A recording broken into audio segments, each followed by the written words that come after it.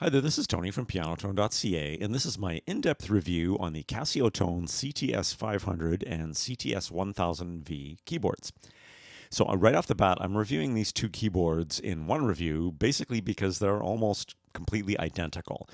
My personal preference would actually have been to review just the CT-S500, but I didn't have access to one to rent or borrow. So when my local music store got a used 1000V that I was able to rent, I immediately did so that I could just review both keyboards at once. The only difference between these two models is that the 1000V adds vocal synthesis features. So just a heads up, I'm going to be focusing this review on the common features between the CT-S500 and 1000V, so I won't be going into too much depth on the vocal synthesis features in this video. Even so, there is still a massive amount to go over with these keyboards, so just a heads up, this review is going to be a little bit on the long side. There will be chapters in the description below where you can jump to different parts of the video if you want to do that. So let's check it out.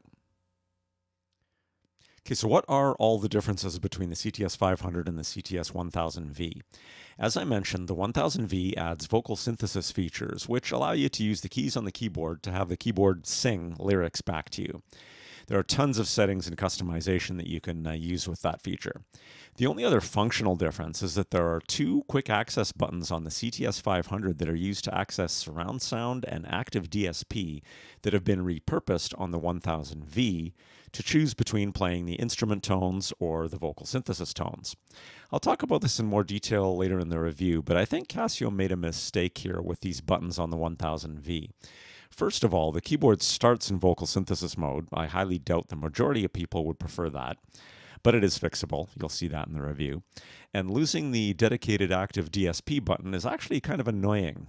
They should have left the active DSP button and just repurposed the surround sound button to toggle back and forth between the vocal synthesis and instrument modes, and made the instrument mode the default. But I will show some workarounds to mitigate some of these issues a little bit later. And the two customizable knobs on the CT-S500, K1 and K2, are used for the same things on the CT-S1000V while in instrument mode, but they do have different uses when you're using the 1000V in lyrics mode. Beyond that, the only other difference between these two keyboards is the color scheme, with the 1000V being red and black and the 500 being blue and black. Okay, wait a second. There is one more big difference, and that is the price. So what does this vocal synthesis feature cost you? Well, at current prices, the CT-S500 sells for about $380 and the CT-S1000V sells for about $500. So you're paying an extra $120 or 30% just to get the vocal synthesis. So is it worth it? That totally depends on your interests. To me, the vocal synthesis feature is kind of a gimmick and not at all worth the extra money. But if it's something that you want, then by all means, go grab a 1000V. When I was researching prices on the two models, I actually noticed pretty much all the major retailers sell and have stock of the CT-S500. But the 1000V was actually really challenging for me to even find on a retailer's website, which might indicate that others may agree with my opinion on the vocal synthesis and that this keyboard hasn't sold very well. But that is just a guess on my part, so who knows. Anyway, with all of that out of the way, let's get into this review. Okay, so the Casiotone lineup. Where did the CT-S500 and 1000V fit into the Casiotone lineup? Well, they're at the top. They're the flagship models for Casiotone. There are two kind of groups of Casiotone keyboards. The entry-level models that are a little bit older, the CT-S100, 200, and 300, which use significantly older technology and features, most importantly, including a significantly lesser sound chip. I reviewed the CT-S300 very early on in my channel. I'll leave a link below in the description if you want to check that out. Then we have the new models that use a much higher quality AIX sound chip. There's the CT-S1, which is a kind of a unique keyboard in that it has no menu screen, just a button-driven user interface, no rhythms or accompaniment. It's really meant to be more of a player's keyboard. I reviewed that keyboard as well, very favorably, I might add. I'll leave a link to that in the description below.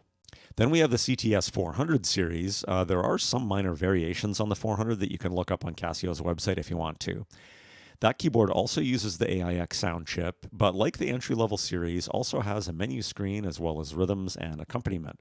Although the menu screen, user interface, and all features are significantly upgraded from the entry-level Casiotones, it's much more in line with the CT-S500 and 1000.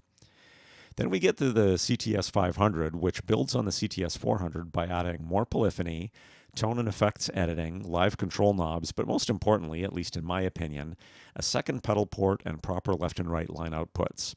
Then, as mentioned above, the CT-S1000V adds the vocal synthesis features. Okay, so key action. The CT-S500 and 1000V both have 61 box-shaped, so piano-style, synth action keys with a matte finish. Now, while the keys are marketed as full size, they are actually a little bit narrower, with an octave width of about 160 to 161 millimeters, as opposed to a true full-size width of 164 millimeters that you're going to find on acoustic and fully weighted digital pianos. I have to mention here, I was expecting the octave width to be 159 millimeters, which is the most common synth action full-size width. So that extra millimeter or two actually does move the width a little bit closer to the proper 164. Here's a photo comparing the octave width on the CT-S500/1000V with the Roland Go Keys 5, which is a full 164 millimeter octave width. You can see that the Go Keys is a little bit wider, but it's not as much of a difference as it is with other keyboards, Yamaha PSR E-Series, for example, that are that 159 millimeter width. Now, I have talked about the octave width issue a lot on my channel. Some people notice it, some people don't, some people care, some people don't. I've always preferred the 164 millimeter width myself, but it is a personal thing. And I have to remember that I probably noticed this since I'm always playing different keyboards on my channel, so I'm always kind of bouncing around between all sorts of different key beds. But for most people, if you get one keyboard, you're likely to just get used to it either way, and you're going to be just fine. So key width aside, how does the action feel? Well, the key action on the CT-S500 and 1000V feels pretty much identical to me as the key action on the Casiotone CT-S1, which I've always really liked. It's not weighted or semi-weighted, but the keys do offer enough resistance to give it an almost semi-weighted kind of feel, which does make it easier to play piano pieces with some control and some expressiveness. It's a far better key action than you're going to find on the Yamaha PSR E-Series, and it's very comparable to the new Roland Go Keys keyboards. I was super curious to finally compare the action side by side with my Go Keys 5, and they have a very similar playing feel, with the Go Keys offering a slightly stiffer resistance, but a little bit less key travel than the Casiotone does. To be honest, I was expecting to totally prefer the Go Keys action, mostly because of the octave width issue, but I actually don't. I actually prefer playing the Casiotone CT-S500. I just enjoy the key bed feel better, especially for organ slides and palm smears, but also for playing fast piano passages like scale runs. And the fact that the octave width is just a tiny bit closer to 164 millimeters is probably also helping, as is the fact that the Casiotone has a deeper key travel than the Roland, which I think helps my control a little bit. So to sum up, I really like the key action on the CT-S500 and 1000V. It's smooth, easy, fun, and fast to play, and it offers a much more piano-like experience than most other synth action keybeds like the ones found on Yamaha PSR E-Series keyboards. Okay, sounds. The CT-S500 and 1000V both have 800 instrument tones, so basically more than most people, me for sure, will ever likely need or even use. The CT-S1000V adds another 100 lyric tones for the voice synthesis feature. There is a huge variety of tones available that are conveniently grouped into categories, including 31 pianos, 29 electric pianos, 38 organs, and tons more, including harpsichords, claves, accordions, guitars, bass, synth, strings, brass, sax, and the list goes on. There are also drum sounds and even sound effects. There's also quite a few ethnic instruments grouped into Indian, Indonesian, Arabic, Chinese, Brazilian, and more. It should also be noted that included in those 800 tones are well over 100 general MIDI tones that won't be anywhere near the quality of the main AIX sound engine tones, but they do provide additional options for you. The voices can be layered or split with an assignable split point, and you can also layer two upper voices and also still have a split with a lower voice on the left-hand side, so that's super cool. Also, there are some voices that are advanced voices which have some type of extra features depending how you play.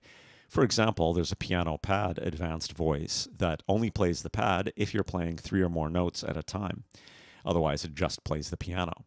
Now, there are clearly far too many voices to demo here, but I will try and demo a few of the main categories, like some of the pianos, electric pianos and organs, and a few other voices, and I'll also try to demo some splits and some layers.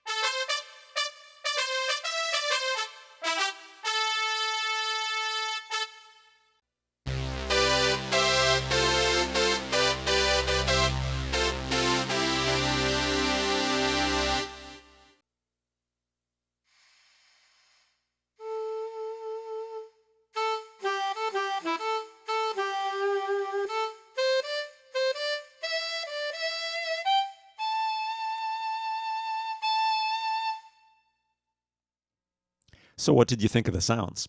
As with a lot of the newer keyboards in this price range, voices on entry to mid-level main brand keyboards are getting to be really good and can almost compete with digital pianos and keyboards that sell for quite a bit more. Piano sounds are pretty personal. I've always preferred brighter piano sounds that cut through a mix well, so I've always been partial to Yamaha pianos as opposed to Roland pianos, which tend to be warmer and have more emphasis on the low end. To be honest, my personal preference would also rank the Casiotone's pianos above the Roland pianos on the Go Keys series. For the same reason, they're brighter and really crisp sounding. But as I said, that's all personal preference. I also quite like a number of the electric pianos, and the organs weren't bad for purely sampled tones. And it's nice that it's so easy to enable a rotary speaker DSP effect that is automatically assigned to the live control knobs.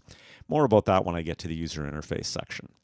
As far as a lot of the other sounds go, they're fine, but things like brass, woodwind, sax, wind instruments, etc., don't compare to the equivalent sounds on Yamahas. Yamaha has always kind of led the way with those types of sounds, in my opinion. And I also found some relative volume discrepancies with the bass guitar sounds. Not sure if you noticed that in the demo or not.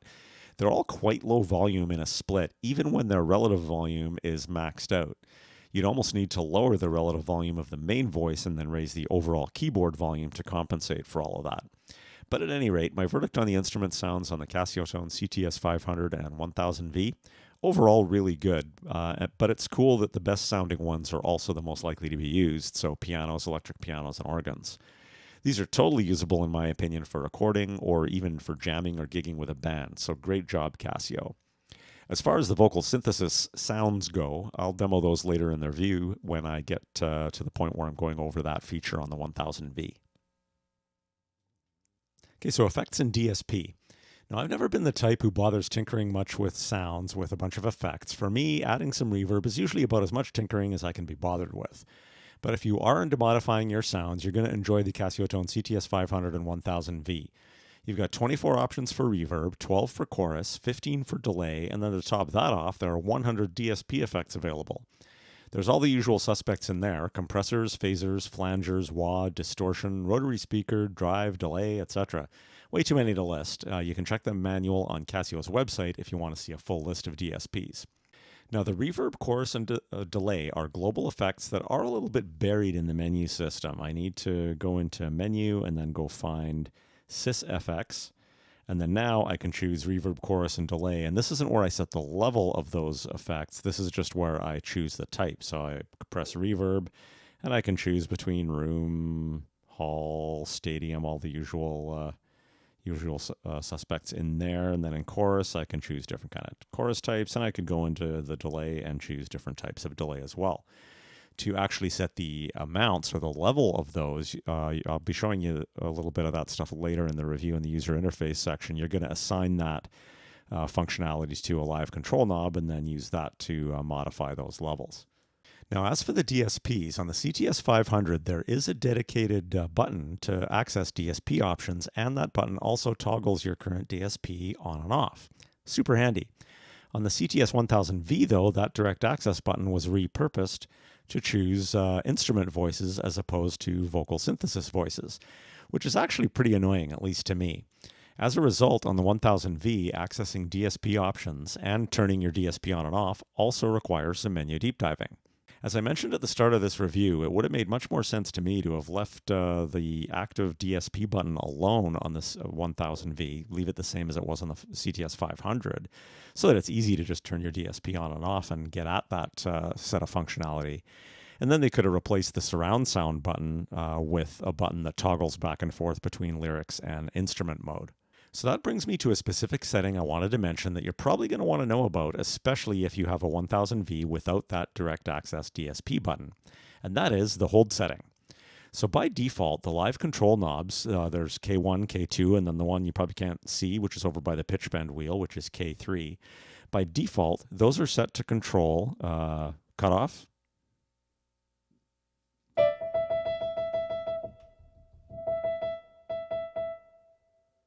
and then this one's set to control resonance, and then the one over on the left is set to control modulation. So if I go into the menu system and I go to active DSP, now doing what I just did right there, pressing that button is the equivalent of pressing the active DSP panel button on the CT-S500.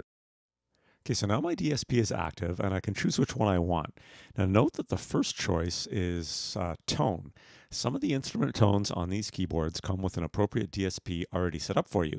You can tell which ones do by looking at the tone list in the user manual. So when this says tones, that means that if there is a DSP preset for this particular voice, then it will be the one in use.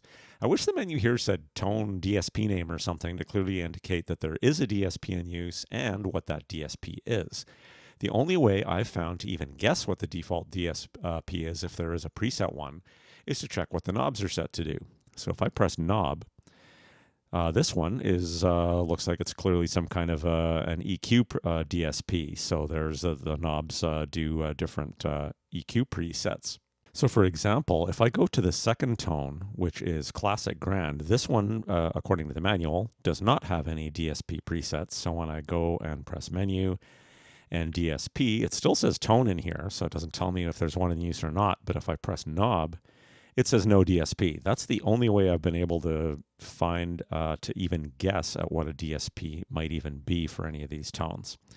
So I'm just going to go back to the stage piano, and then I'm going to go back into DSP again. And let's switch this to something else. Let's try a phaser. Now, one nice thing that Casio does is when you choose a DSP, if there's appropriate parameters that can be that you're going to want to modify on the fly for that DSP, it's going to reassign the live control knobs to control those parameters. So, for example, playing the phaser, I can control the rate with that knob, something else with this knob, and the depth with K3. So that's great, except if I press the home key or the tone key to return back to just the instrument screen, the DSP effect is gone. Now on the CT-S500, you've got that quick access button to enable or disable it, but without that button on the 1000V, this can get kind of annoying. So that's where this hold feature can help, at least a bit. If I go back into the DSP menu, I'm back on my phaser again. Make it so we can hear it really easy. If I press hold, that's going to keep that effect active even when I leave. So if I go do the same thing and press tone to get back out to the menu here, you can see it's still active. So that helps, but this is only a partial solution because now that DSP effect is going to be active even if I switch voices. So if I switch from the piano, I'll just switch to a different piano, you can see that DSP is still active. And to turn it off, I don't have that quick access button. I've got to go menu and go back in here again to be able to turn my DSP effect back off. So I think removing the direct access DSP button on the 1000V was a bit of an oversight by Casio. Okay, so the user interface. Casio decided to go with a minimalist user interface on the CT-S500 and 1000V, and I'm not a huge fan of that approach, especially for keyboards that have tons of voices, styles, effects, and features. While the marketing departments might think it results in a cleaner, prettier look to the keyboard and as a result will sell better, and what do I know, maybe they're right. I'm sorry, it's just not intuitive, it's not as functional or user-friendly, and menu deep diving, even when you're familiar with the keyboard, is always going to be slower. I've reviewed tons of keyboards and digital pianos, and I've gotten reasonably good at navigating around a keyboard I'm not familiar with pretty quickly. That wasn't the case with the CT-S1000V. It took me some time playing around with the keyboard, reading through the manual, and watching a lot of YouTube videos before I started to get it all comfortable with the flow of the user interface and the menu system. The approach Casio took to minimize the panel buttons is a context-sensitive, on-demand screen where you've got 5 buttons below the screen that are going to perform whatever functions are indicated on the current screen. Now, other keyboards do that as well, including the new Roll and Go keys, except I think Casio took this approach a bit too far. Given the lack of direct access panel buttons on the Casio, you're often going to run into situations where you've got to load one screen to do something, then leave that screen and load another to be able to do something else, and then return back to the first screen, etc. For example, you can't have your rhythm controls, so intro, variation, fill-in, that kind of stuff, available to you at the same time as your tone controls, split layer, etc. Now that being said, once I did get a bit more comfortable with the user interface and menu system, I was able to move around quite a bit more easily, but I would still prefer even a few more dedicated buttons on the front panel to make things easier. For example, an octave shift and transpose button would be really nice to have. A dedicated DSP on and off button, like we've got on the CT-S500, would really like to see that on the 1000V. Some way of immediately opening up the voice categories or rhythm categories to look for a new voice. So for example, I can start turning to choose a new voice here, but I don't see the category buttons until I do that. Once I've chosen a voice, I don't just have access to my categories where I can go and choose voices more quickly. Same thing with the rhythms. And dedicated buttons to control these rhythm functions like intro, variation, fill-in, that type of stuff, so that you don't have to load that screen to be able to do that. Okay, so with all that in mind, let's take a general look at the user interface.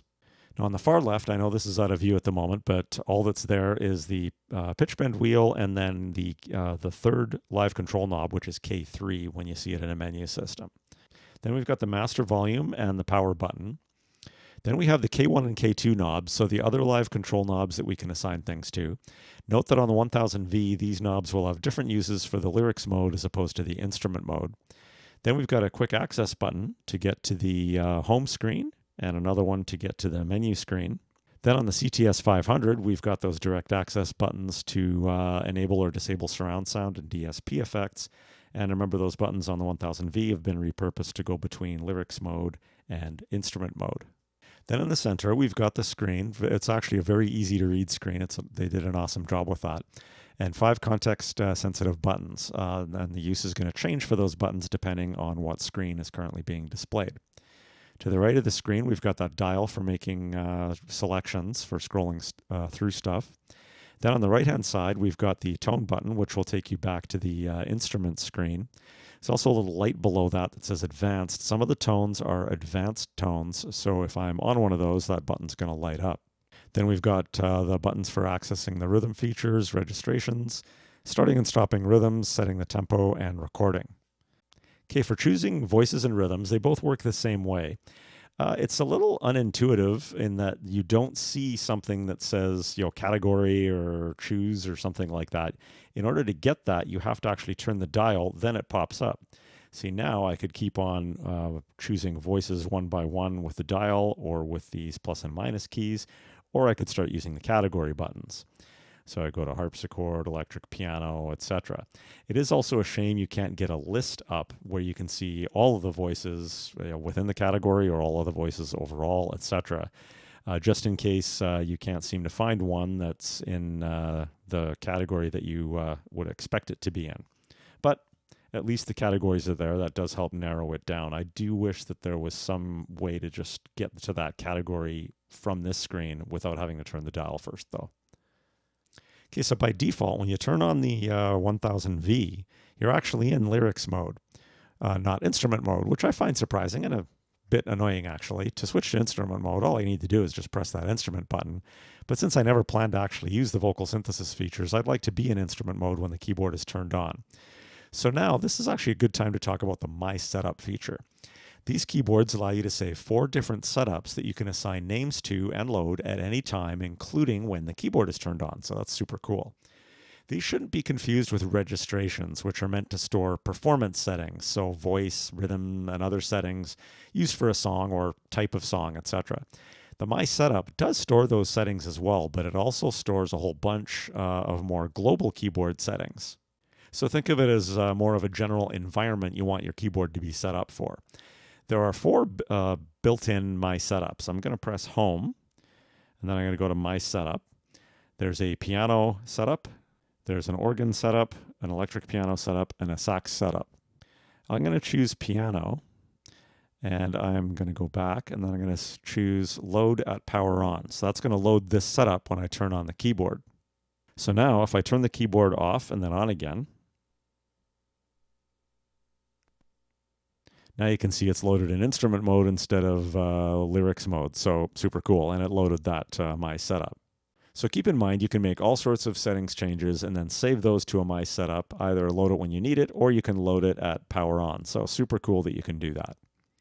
Okay, so the Home menu, if I press Home, this allows you to control what the 3 live control knobs do. Right now they're cutoff, resonance, and modulation. I can change these to be all sorts of different things: attack time, release time, vibrato, part volume. That's how you can control it to send the reverb level or the chorus level or the delay level. I was talking about that earlier in the review. Just going to turn that back to cutoff and go back out of here. And keep in mind, though, that if you start using the DSP effects, these settings for what the knobs do might get overwritten by adjusting parameters for your currently chosen DSP effect. Then the balance allows me to adjust the relative part volume between the 2 upper voices and the lower voices and the rhythm. So that's pretty handy. Then wireless allows me to set up and configure wireless pairing, and My Setup allows you to work with that My Setup feature I was just showing you. And then demo is to access demo songs. Now, another super cool thing about these keyboards is you can customize what these 5 buttons do. For example, I would never listen to demo songs myself, and I don't need to have quick access buttons to Bluetooth setup or My Setup, so I can change those 3 buttons to do things I'm more likely to need on the fly. I'll show you how to do this as I go through the menu button. So if I press menu, the menu button has a ton of things. You scroll back and forth, it only displays a few at a time using these arrows. So in the interest of saving time, I'm not going to go through all of these, but I'm going to show you some of what I think are the important ones. The first important one, especially for the 1000V, is that button for active DSP. Pressing that is the equivalent of pressing the quick access panel button for the active DSP that you have on the CT-S500. This enables DSP and opens up the menu system that you can use to choose and configure your DSP, what the knobs do, etc. We did already look at that in the DSP section of this review, so I'm just going to move to the next screen. This one holds the balance. So this allows you to, once again, access the relative volumes of the two upper voices and the lower voice and the rhythm. Then octave shift allows us to octave shift voices and parts. And then the next screen includes a pedal button. This is where you can configure what each of your pedals do and what voices or parts the pedal apply to. Then the next screen allows you to configure what the three live control knobs do again. Then a couple of screens over, we've got that SysFX button. That's the one where you went into, I was showing you this earlier as well, where you go into choose a type of reverb, chorus, or delay. Then the next screen includes some MIDI control settings, wireless, once again, to set up your Bluetooth connections. And then media, which is for working with data on a flash drive. Then the final screen has a setting button where you can set up all sorts of things. I think should have been actual buttons on the front panel, a lot of these. So you've got things like transpose, touch curve, split point, some rhythm settings, your chord fingering mode, etc. So a bunch of different settings in there. And then the other button that I want to show you is that Home Custom. Now this is super cool. This is where you can customize the 5 buttons for that home screen that I was talking about. So if I press Home, you're going to see you've got knob, balance, wireless, my setup, and demo. If I go back into menu and go to Home Custom and press 5 button, you can see knob, balance, wireless, my setup, and demo. So I'm going to modify this number, the 5th button, instead of just being a button to get at the demo songs. Instead, I'm going to change this to setting on menu. I just got to find that because I don't remember which number it is. So there it is, setting on menu. So now when I press, if I just go back out of here, and now when I press the home key, now I've got access to the setting button. So I can go in there, and then I'm in that spot where I can do transposing, velocity curve, split points, that type of stuff. So that's super cool that you can modify this menu. Okay, so my verdict on the user interface on the Casiotone CT-S500 and 1000V. As you can probably guess, I'm not a big fan of minimalist user interfaces like this that require so much menu diving. That being said, for a minimalist user interface, it's not the worst I've seen. And once you get used to it, you get used to it. And the ability to add at least a couple of custom menu buttons to that home screen does help a bit. But all that being said, given that the CT-S500 has good sounds, good key action, left and right lineouts, live action knobs, and 2 pedal ports, it's kind of a shame Casio went this minimal with the user interface. They could have had a fantastic budget stage keyboard here, but the lack of quick access controls really does limit that. Rhythms and accompaniment. So the Casio CT-S500 and 1000V come with 243 rhythm styles with 2 variations of each. To access the rhythms, you press the rhythm button, and then the context-sensitive menu is going to pop up with buttons for enabling an intro, switching variations, triggering a fill, enabling sync start, or turning the accompaniment on or off. To start and stop playback, there's an actual panel button for that, which is nice. And also to set the tempo or BPM, there's also a panel button for that. So before demoing this, I'm actually going to switch off this future disco to something different. As with choosing voices, there are no navigation buttons here yet until you turn the wheel. Then you've got a plus and minus to move one by one. You can continue to use the wheel to go one by one, or you can use these category buttons. There really actually should be also, like maybe when you move the wheel, it should go to a list view or something. That would be really quite handy. Especially because even though I've got these category buttons to navigate with, and I'm just going to go up to the rock category here, there's actually no blues category, and there are kind of bluesy rhythms in the pop, the rock, the 8-beat, and the 16-beat categories. So a list view would actually be nice to help you find stuff. But anyways, I'm going to navigate over to Boogie Blues number 2. Then I'm going to press back to get back to the rhythm screen. So if I press play, it's going to start up. And I'm just going to trigger a chord in my left hand so to get some accompaniment going. Keep in mind I have to turn the accompaniment on to do that. Now I can trigger variations. So it goes to variation 2, and back to variation 1. I can trigger go to variation 2. It's got a little bit more going on. And I can trigger a fill. That's actually kind of a nice feature because a lot of the competition, like the Yamaha PSR E Series, for example, you don't get a fill unless you switch variations. Then I can also turn the accompaniment off, so I've just got the drums to play along with. Turn it back on again. And I can trigger an ending.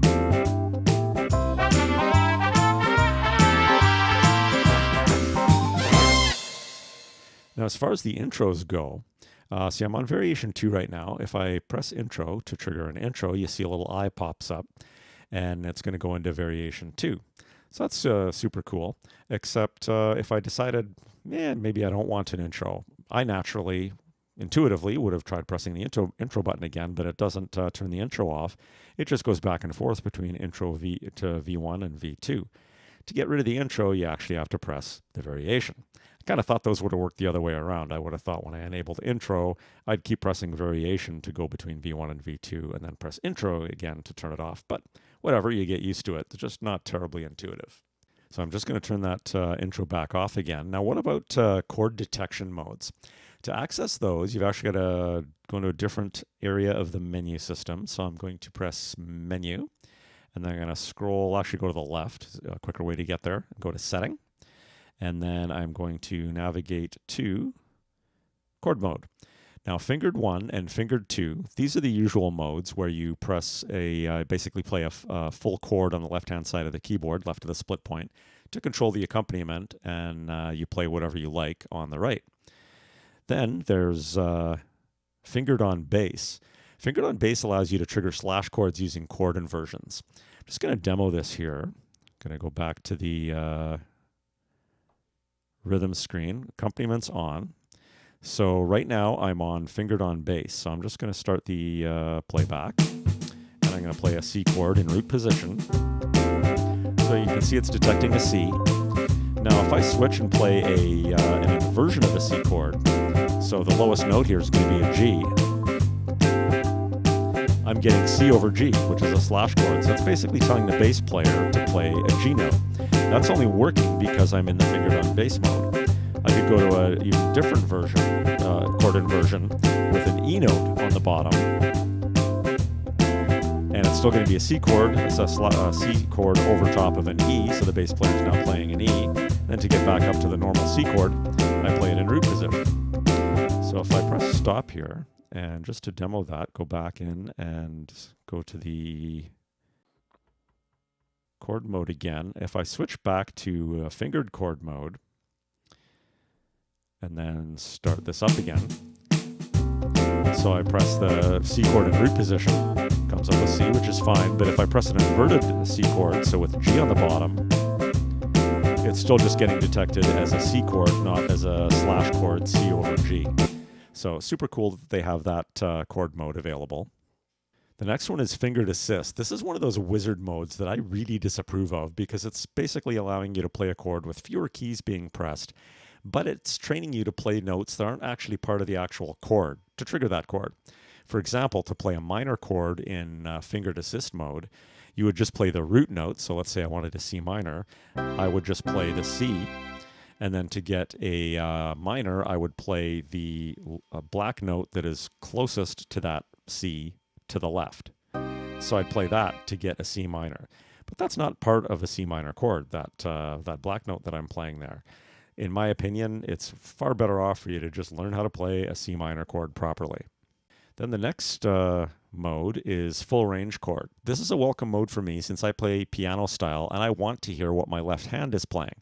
This mode uses the entire keyboard range to detect chord changes, but keep in mind you do still need at least 3 notes pressed at the same time, whether it's in your left or your right hand, for the keyboard to detect a chord change.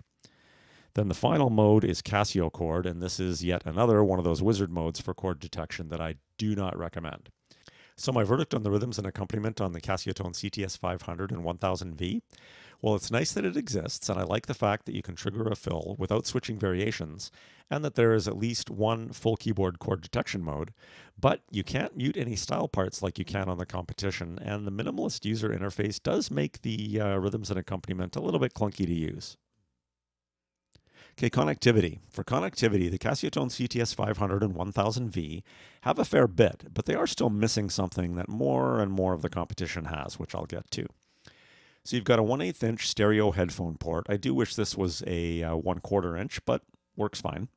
There's a 1/8 inch stereo auxiliary in port to stream audio into the keyboard, so you can play along with backing tracks, YouTube, online lessons, etc. by just connecting your device's headphone out.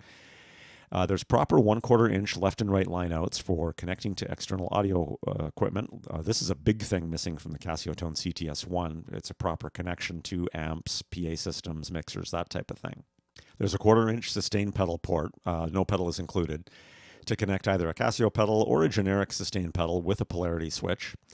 There's a 1/4 inch pedal port to connect either another switch type pedal, so another sustain pedal, or an expression pedal. Note that if you connect another sustain or switch pedal, it can only be used for sustain, soft, sostenuto, starting and stopping rhythms, playing a fill, or holding the arpeggiator. You cannot use that as a foot control switch to turn effects on or off like a rotary speaker. There's a USB to host port to transmit MIDI data to a device. Note that this is a micro USB port instead of the more common USB-B printer style port. Also, note that this port only transmits MIDI, not audio, which is the missing feature I mentioned earlier.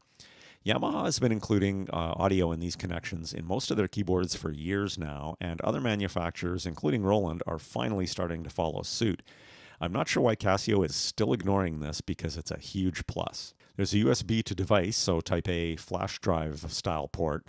You can use this port to store and replay MIDI songs, to import WAV files for sampling for your own sounds, to back up registrations and data, and also to connect the Casio WU-BT10 wireless MIDI and audio adapter. That adapter is included with the Casiotone CT-S500 and 1000V, by the way. It's not included with the CT-S1 or the CT-S400. So when you connect this adapter, it allows you to easily pair a device to transmit audio wirelessly into your keyboard as an alternative to using the wired auxiliary in port. And you can also transmit MIDI wirelessly to your device to use with MIDI-compatible applications. You pair the audio connection as usual in your device's Bluetooth settings, but you're not going to see the MIDI connection in there. To connect with MIDI, you actually have to look for settings within an app to connect to the keyboard. As an example, I went into GarageBand on my iPad, went to Settings, which is the gear icon in the top right, then Advanced Settings, then Bluetooth MIDI devices, and there it was. And it works as expected once you connect. So while being able to stream audio into the keyboard wirelessly is really convenient, I almost never recommend Bluetooth MIDI for recording, simply because there's always too much lag. I've got to admit, though, there was considerably less lag with this adapter on the CT-S1000V than I usually see with other keyboards I've tested that have built-in wireless MIDI. I still would personally never use it anyways, but I just thought I'd mention that the lag is nowhere near as noticeable using this adapter. So overall, the connectivity on the CT-S500 and 1000V is pretty good. Most notably, there are proper left and right line out ports and a couple options for streaming audio into the keyboard and a second pedal port. It is a shame that it has no mic input and no audio interface built into the USB port, though. Okay, so for recording, you've got two options for recording on the CT-S500 and CT-S1000V. You can do a quick simple recording, or you can record up to 5 multi-track recordings. The simple recording is a great and easy way to quickly capture an idea for that next hit song of yours. Just get your tones and rhythms set up and then press record. Now you can either start just playing the keyboard, or you could start a rhythm going and then play whatever you want. When you're done recording, you hit record again, and then you can play it back if you want.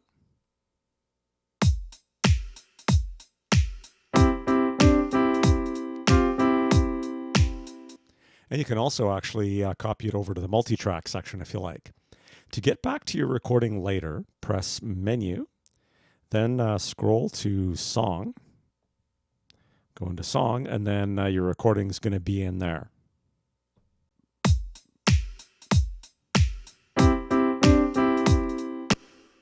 Now, to access the multi-track recordings, you long press the record button instead. Now, I'm actually not going to bother demoing this in this review. It's just going to add too much time, and it's not a feature that I would really recommend using anyways. While there is some editing available, you can overdub tracks, for example, the editing is pretty limited and a lot more clunky and challenging to use effectively than just using a DAW, so digital audio workstation app like GarageBand, on a device like an iPad or a computer, where you've got a nice graphical user interface, easy ability to cut, copy, and paste, etc. Okay, registrations. For registrations, I really like how Casio implemented this. The CT-S500 and 1000V have 64 registration slots available. FYI, some of these come preloaded from the factory, but you can't overwrite them. They're split into 16 banks of 4 registrations each. So let's just create one to demo this. I'll turn on layering. I'm going to go to the pad category, and I'm going to choose a Xenon pad. It's one of my favorite ones I've found so far. Then I'm going to turn on splits as well. And I'm going to choose one of the bass guitars. So now I've got layered up on the top, and then bass in the bottom. Then I'll go to rhythms, and I'll just choose some random rhythm. Let's choose 67 hip hop. Then I'm going to turn on accompaniment and sync start so that that's where it's set and ready to go. So if I press registration, you can see it opens up with bank number 1, and then those are the 4 registrations in bank number 1. And then you can navigate through banks by using the dial. So I'm going to go all the way to bank 16. And then I'm going to hit the arrow to get to different functions. And then I'm going to say store. And I'm going to store it in bank 16-1, I'll say yes.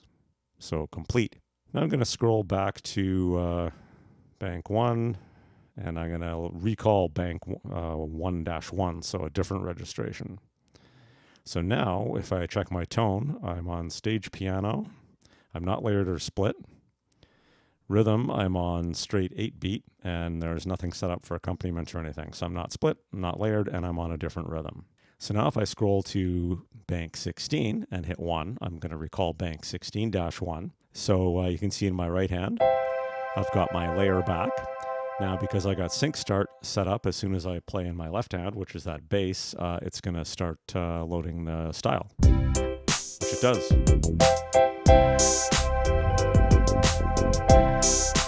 So works pretty cool, and it's super easy to use. And the nice thing about this is that you've got really quick and easy access to 4 registrations at a time within a bank. So if you needed to switch quickly to a related set of settings, it's pretty easy to do that if you organize them well. The only thing missing here that would have been nice is to be able to name your registrations so you don't have to memorize the banks and registration numbers, but they still did a really good job of this. Okay, so lyrics mode or vocal synthesis. This is the CT-S1000V only.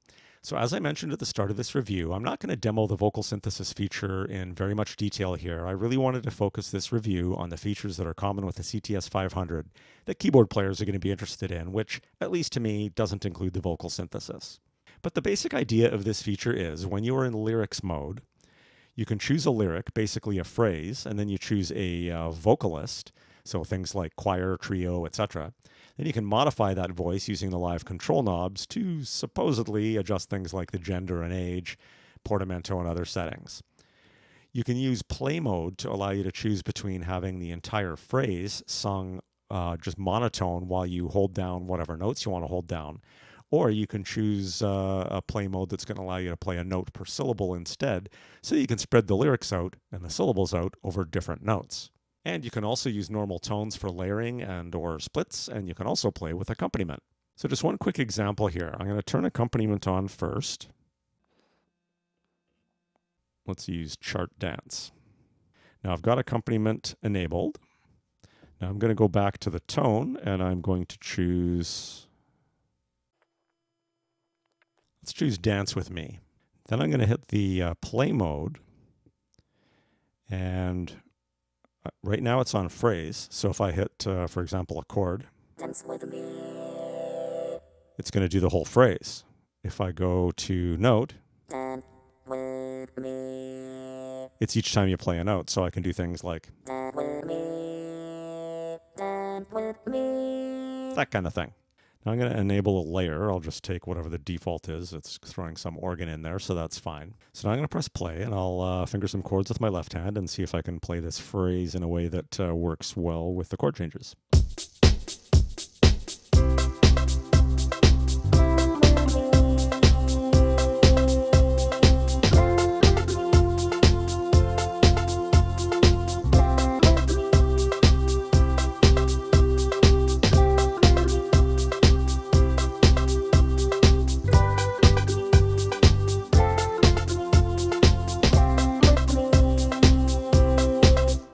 So that seemed to work pretty good. Now do note there's a ton of customization you can deep dive into if you want to modify the voices, the syllables, all sorts of stuff. I'm not going to be demoing any of that here, but please feel free to dive into the manual and YouTube tutorials on this feature if you're interested in it. Now the first 100 lyric slots are supplied with the keyboard, then slots 101 to 150 are user slots where you can apparently use the Casio Lyric Creator app on a device to create lyrics. And you can specify all sorts of details in there, like where the syllables are, rests, etc. Then you can transfer that to the keyboard into one of the slots. Note that this cannot be done with Bluetooth. You have to connect your device to the USB to device port with a micro USB cable and any necessary adapters. So for example, you'll need a lightning adapter for an iPhone. So I did download the app onto my iPhone, and I created a quick phrase on the app. Did spend some time trying to get this transfer to work, and I kept running into some kind of a data transfer error, but I didn't want to waste too much more time on figuring out what that issue was, so that's as far as I took it. I'm sure it works fine once you troubleshoot any issues if you run into them. Okay, so some other things to mention. Speakers. For speakers, the Casiotone CT-S500 and 1000V have two 2.5 watt speakers for a total of 5 watts.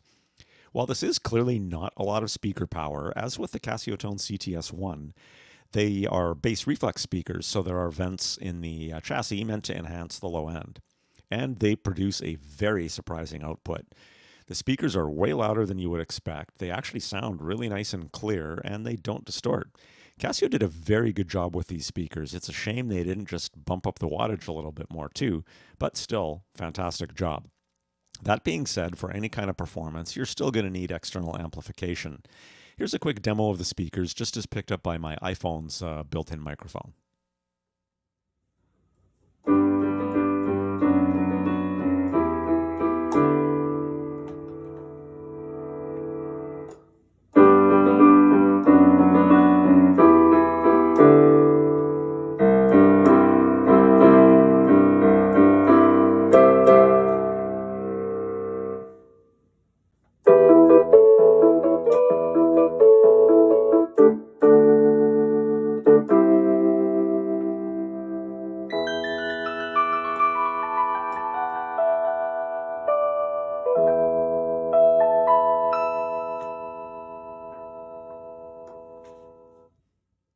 Okay, sampling. The CT-S500 and 1000V do have a sampling feature built in that I didn't include in this review, just to try and keep the review length down as much as possible.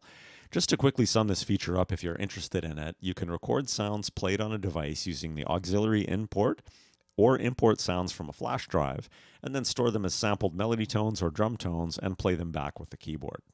Hey, portability. You can probably tell just by looking at the CT-S1000V that these are super portable keyboards. They only weigh about 10 pounds and are super compact at 36 inches long, only 10.5 inches deep, and a crazy thin 3.5 inches. And on the back, there's actually pegs for attaching a guitar strap, so you could play it like a guitar, or you could just carry it around that way. And it can also run on 6 AA batteries, so super portable. Great support. I've reviewed a lot of Casio and Casiotone products, and this is the first time I'm mentioning this, so my apologies, Casio. I probably should have mentioned this earlier on in another review. If you're stuck on how to do something and you post your question in a Casio keyboard Facebook group or popular keyboard forum online, you are very likely going to get help and suggestions from actual Casio representatives very quickly. I can't say the same for any other manufacturer, so great job with that, Casio. Keep it up, and it's really appreciated. Okay, so what's missing? There isn't really much that is notably missing from the Casiotone CT-S500 and 1000V.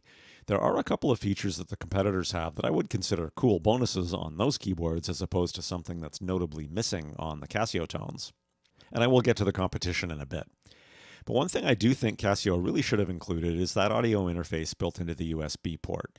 That feature adds so much cool and useful functionality because it allows you to send audio directly to a recording device without needing an external audio interface. For example, you can record a performance video with high-quality direct audio just with your keyboard and your phone. Yamaha has been including this in most of their keyboards and digital pianos for years, and Roland and other manufacturers have finally started following suit. I just really wish Casio would catch up and start doing this as well. Okay, so the competition.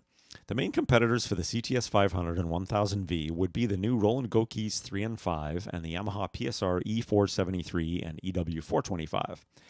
In the interest of trying to compare apples to apples, I'm going to ignore the Go Keys 3 since it has no left and right line outs, and I'm also going to ignore the PSR EW425 since it has 76 keys. And I'm also going to ignore the CT-S1000V since it costs an extra $120 just for vocal synthesis. It's the only keyboard in this entire group of keyboards that has that feature, so if that's something you're after, it's your only choice anyways. So the Casiotone CT-S500 at about $380 versus the Yamaha PSR E473 at about $400. So given how close these two keyboards are in price, I think the PSR E473 is definitely the most direct competitor for the CT-S500. I was and still am super impressed with the PSR E473 and EW425. I said in my review on those keyboards that they're the best value budget gigging keyboards available, as long as you aren't looking for a fully weighted key action. Then when the Roland Go Keys 3 and 5 review came along, I started to lean a little bit more towards the Go Keys 5. But I've got to say, I think the CT-S500 is a worthy competitor for the Yamaha PSR E473. The sounds on both are great. I'm not going to bother comparing that here. I really like the main piano and electric piano sounds on both of those keyboards. I'm more focused on functionality, so I will include some sound comparisons when I do a direct video shootout between these keyboards, hopefully soon. But here are the advantages that each of these keyboards offer. CT-S500 has much better key action, especially for piano players and organists. The keys are piano-shaped instead of diving board. They feel almost semi-weighted, and while they aren't true full-size width, the octave width is still a little bit closer to full width than the Yamaha is. They're quite a bit more portable. They're much less bulky and lighter. They have much better chord detection options if you're using the rhythms and accompaniment, including a full keyboard and fingered-on bass option. There's 64 registrations on the Casios versus 32 on the Yamaha. There's an expression pedal input, and there's Bluetooth audio in to stream in external audio wirelessly. Advantages of the Yamaha PSR E473 would be a mic input with effects for singing along, an audio interface built into the USB port, the ability to mute style parts or revoice style parts, better MIDI recording functionality with a little bit better editing. The user interface has way more direct access buttons on the Yamaha. There's still some menu diving required, but the Casiotone still requires far more menu diving. So as impressed as I was with the Yamaha PSR E473 and EW425 when they were released, I think the Casiotone CT-S500 is a worthy competitor. Which one is best for you really depends on what features are most important to you. If it's getting the best key action you can, then definitely go towards the Casiotone CT-S500. If the mic input, audio interface, or better user interface are more important to you, then you should lean towards one of the Yamahas. Okay, so the Casiotone CT-S500 at about $380 versus the Roland Go Keys 5 at about $500. So I do think that the Roland Go Keys 5 is the best keyboard out of all three that I'm comparing here, but it is $120 more expensive than the CT-S500 or the PSR E473, so not exactly comparing apples to apples. Here are the advantages that each of these two keyboards offer, and I do actually prefer the sounds on the Casio over the Roland, but that's personal preference, so I'm not going to bother including that. Advantages of going with the CT-S500. The key action is comparable to the Roland Go Keys. Both are piano-shaped and offer enough resistance to feel almost semi-weighted. Now, while I should prefer the Go Keys action since it offers a tiny bit more resistance and the keys are a true full-size octave width, as I mentioned earlier, I don't. I actually prefer the key action on the CT-S500 and 1000V. I don't know how to put it into words, I just enjoy playing this action quite a bit more. It really is hard to describe synth actions. Part of it might be that the Casiotone key action has a deeper key travel in the Go keys, which does help me with my control. But either way, I prefer the key action on the CT-S500 or 1000V. Now, both keyboards have low wattage bass reflex speakers, but the speakers on the Casiotone are far better. They are surprisingly loud, they're clear and crisp, and they don't distort. The Roland speakers sound quite a bit less clear, and they can distort at high volumes. And the other big advantage of the CT-S500 is it's $120 cheaper. It also actually includes a music rest in the box to hold a tablet or book or sheet music or whatever, and the Roland does not. You got to buy that separately. So advantages on the Roland Go Keys 5. There's a mic input with an additional headset mic input as well, with effects for singing along. There's an audio interface built into the USB port. There's a chord sequencer, which is kind of a huge feature. There's the ability to mute style parts. There's 256 registrations, or scenes as Roland calls them, versus 64 on the Casiotone. And there's a much better user interface. It has just enough useful direct access buttons. Still some menu diving required, but the Casiotone still requires far more menu diving. After having owned the Roland Go Keys 5 for just a little while now, I can actually move around really quickly on that one. So in comparing the CT-S500 with the Go Keys, that mostly comes down to, are the extra features worth the extra $120 to you? That's a tough one for me, since I do like the extra features on the Go Keys, and I do prefer the Go Keys user interface, but I really enjoy the key action on the CT-S500 and 1000V, and I like the sounds better. So the verdict on the Casiotone CT-S500 and CT-S1000V. I highly recommend the Casiotone CT-S500 if you're looking for an inexpensive, super portable keyboard with a good non-weighted key action. The CT-S500 is really a great choice, and you could easily get away with this keyboard as a cost-effective gigging option. There's tons of great sounds. There's piano-shaped keys with an almost semi-weighted feel, left and right line outs for connecting to external audio equipment, 3 configurable live control knobs, 2 pedal inputs, 64 registrations to save your setups, Bluetooth audio in, and the speakers sound fantastic, especially for a 10-pound keyboard. And it's light, small, and super portable, and can even run on batteries. So what about the CT-S1000V? Given that the CT-S1000V is $120 more than the CT-S500, and all it adds is a vocal synthesis feature and actually takes away a couple of useful panel buttons, unless you really want the vocal synthesis features, I would not recommend bothering with the CT-S1000V. To me, that extra $120 is a waste of money unless those features are super important to you. So that's pretty much it for this video. If you like the content, please feel free to smash the like button and subscribe to my channel. That does really help me out. As usual, I've left links below to check out current prices in your area on the keyboards I've mentioned in this review, as well as links to some other relevant videos and reviews of mine, and also some links to some online piano training that worked really well for me that I can highly recommend. So thanks again for stopping by. Happy piano playing, and have an awesome day.